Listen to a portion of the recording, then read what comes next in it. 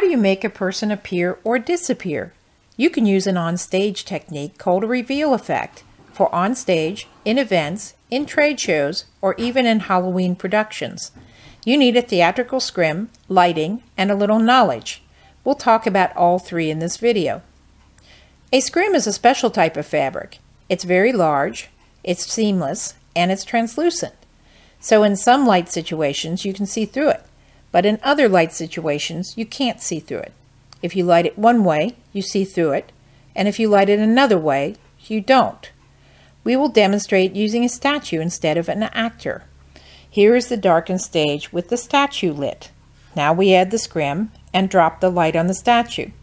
It's very important that we take the light off of the actor or statue because it's a what you light is what you see effect. If you light the scrim and keep a person behind it in the dark, you will see only the scrim. If you light the person standing behind the scrim and take all light off of the scrim, you will see the person through the scrim. With Chameleon Scrim, if you light the person behind the scrim, your person will appear with a glow or halo around them. Also with Chameleon Scrims, it will be far easier to hide the person or scene behind the scrim. Not being able to turn a scrim opaque is a classic complaint about shark's tooth scrim. It is also possible to make an actor disappear by lighting the scrim itself. Here you see light across the scrim seem to erase the statue that's behind the scrim.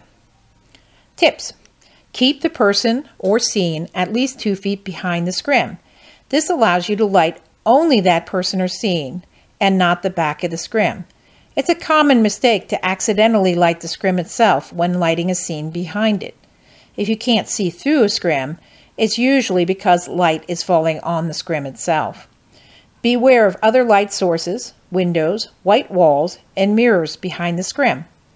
Do not try to light a scene behind the scrim through the scrim. You need lights behind the scrim to light behind the scrim.